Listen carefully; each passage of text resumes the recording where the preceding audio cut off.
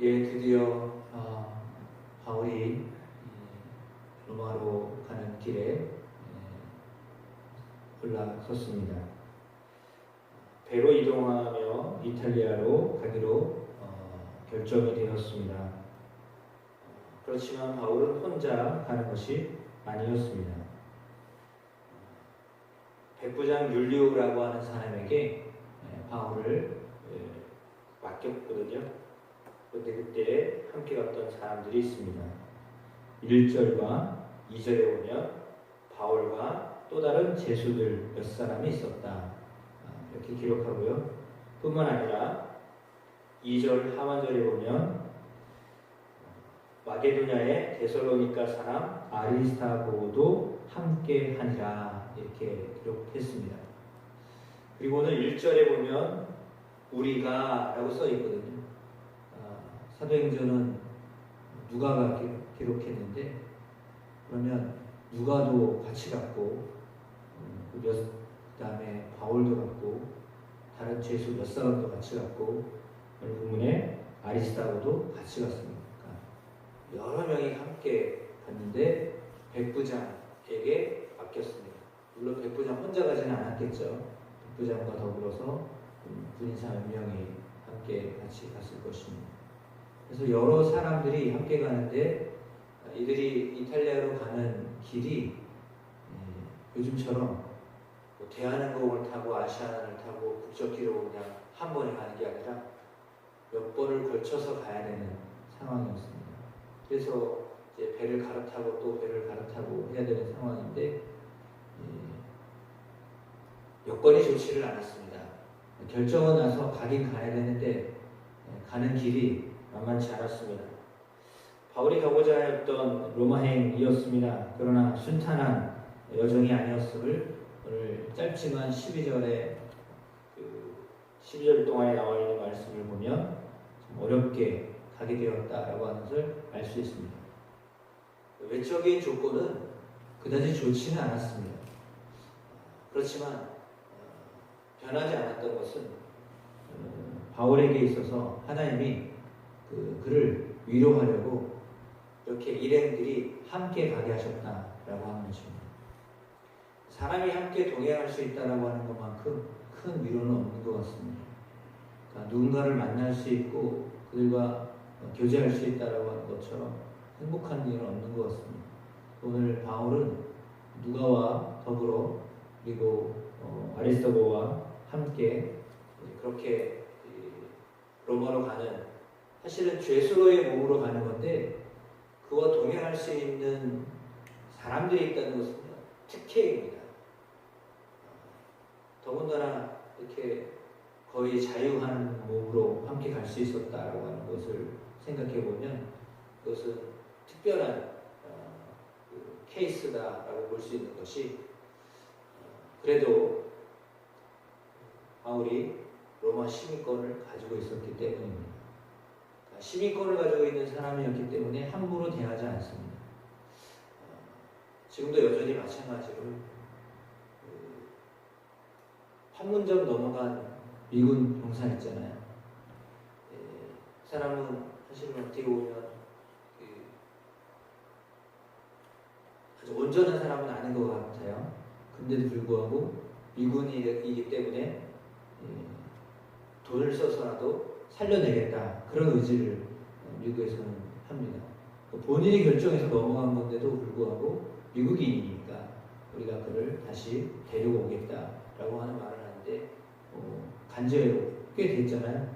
그런데도 아직 회유를 계속 하고 있는 것 같아요. 아무리 생각을 해도 북한에서는 좋은 것으로 이제 선전해야 되니까. 그런데도 불구하고 지금 아무 소식이 없는 거 보면 상당히 좀 골치 아픈 모양인 것 같습니다. 그러니까 이걸 어떻게 처리해야 될지 모르는데,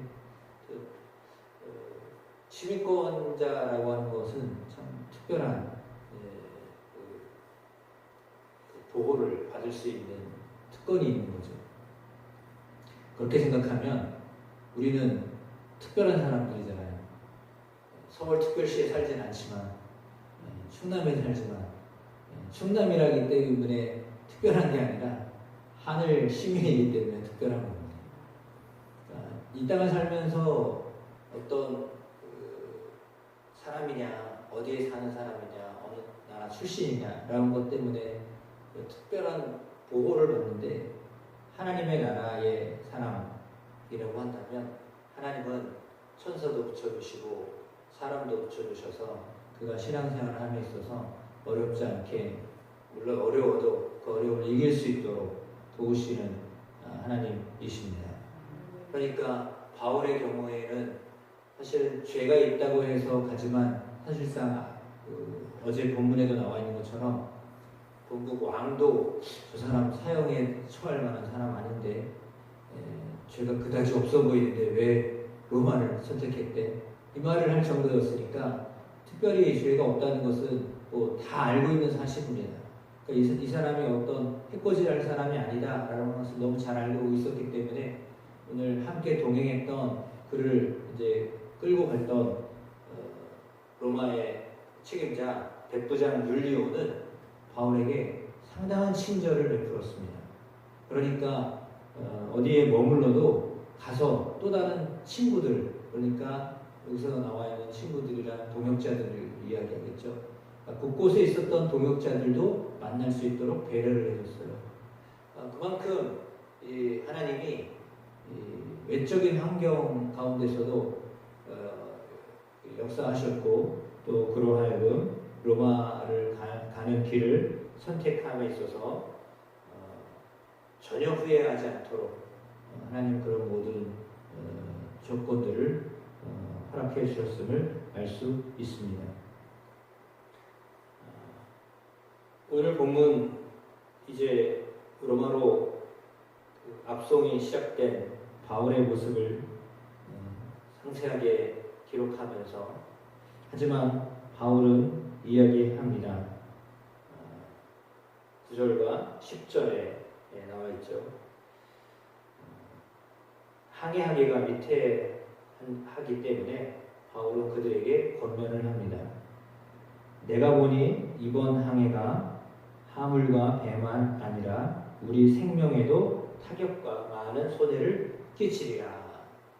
그는 전문가는 아니지만, 그러나 상황을 주시해서 보니까 쉬운 항해가 아니다 라는 이야기를 했습니다.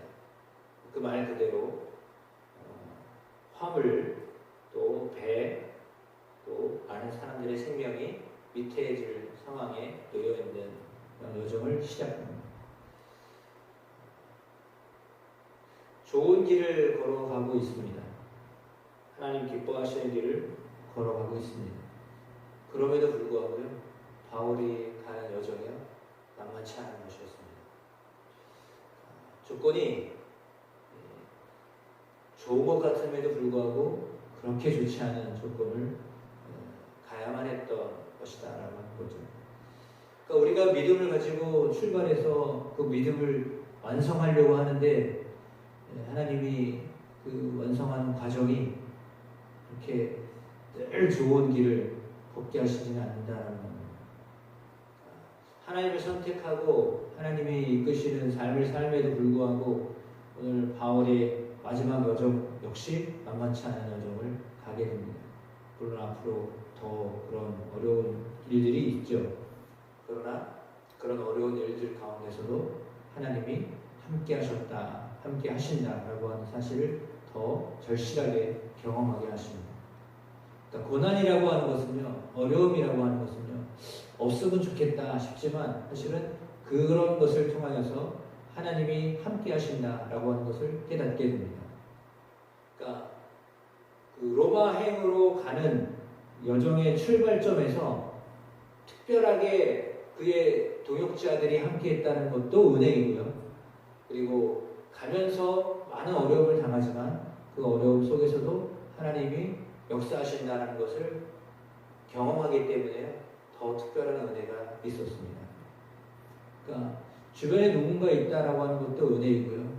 어려움이 있지만 그 어려움을 이길 수 있도록 하나님이 또한 은혜를 베푸신다는 것도 은혜입니다. 따라서 우리는 하나님이 어쩌면 하나님이 제시하시는 길을 가야 하는 사람들입니다.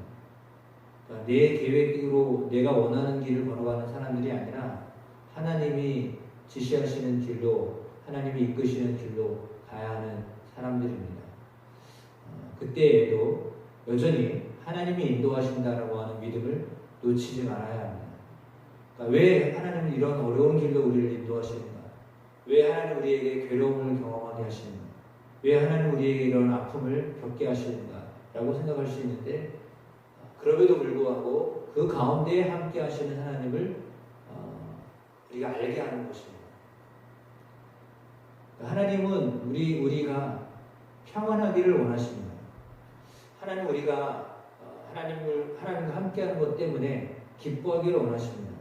그럼에도 불구하고 우리가 걸어가는 그 길이 외적으로는 그렇게 평탄하고 그렇게 기뻐할 만한 길을 걷게 하시지는 않는다는 거예요. 분명히 어려움이 있습니다.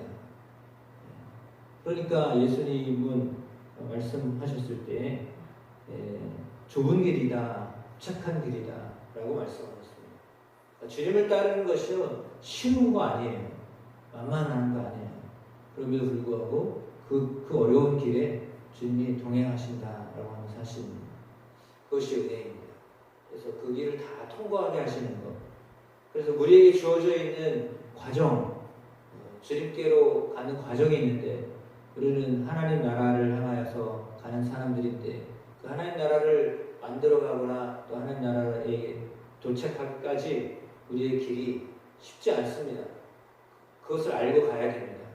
쉬운 길이 아니구나 라는 것을 알아야 됩니다. 그러나 그 쉽지 않은 길에서도 여전히 하나님이 우리의 위로가 되시고, 여전히 하나님이 우리에게 길을 여시고 이끄시는 분이시다 라고 하는 것에 대한 믿음이 있으셔야 됩니다.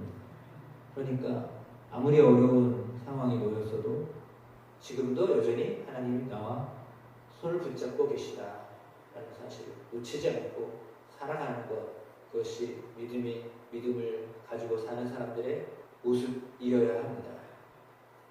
믿음이 없는 사람은요, 조금만 어려워도요, 이제 아유 힘들어, 어려워, 나 이러려고 이랬나?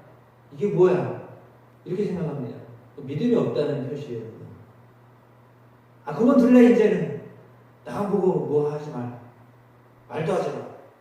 그거는 이제 뭐냐면 자신 없다는 얘기거든요. 자신이 없는 것은 사실은 맞는 얘기예요. 인생이 자기 힘으로 되나요? 우리의 그냥 삶이 자기 힘으로 될 수 있나요? 자기 지식으로 자신의 재능으로 될 수 있나요?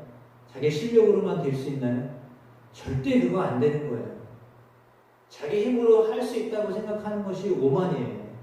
그걸 깨달게 하시려고 사실은 어려움 속에서 하나님이 도우시는 손길들을 경험하게 하시는 거거든요. 그걸 모르면 자기 힘으로 뭔가를 다 할 수 있다고 생각하는 거예요. 절대 자기 힘으로 사는 게 아니에요. 인생은요, 처음부터 혼자 못 살아요.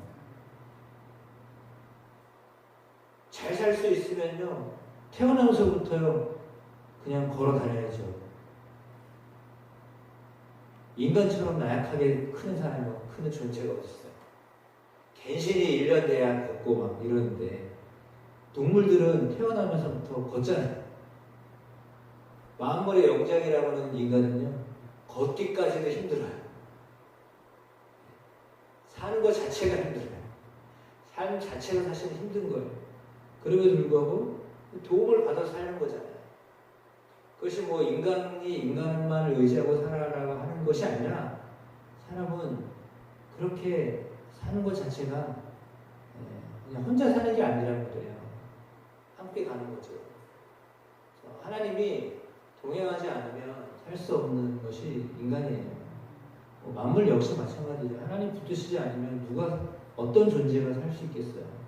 몰라서 그러는 거죠. 하나님 돕고 있다는 사실을 모르기 때문에 그냥 혼자 잘 살고 있다라고 생각하는 거죠. 그러나 하나님이 역사하시는 것입니다. 특별히 우리가 이렇게 복음을 위해서 살려고 하는데도 불구하고 어려운 일이 있을 수 있어요. 그러나 그 어려움 가운데 여전히 우리에게 은혜 베푸시는 하나님을 경험케 하실 줄로 믿습니다.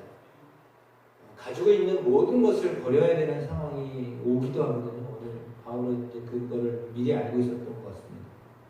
함께 같이 갔던 사람들에게도 위험이 오고 가져갔던 화물들도 다 버려야 되는 순간이 오기도 하고 그렇다는 거죠.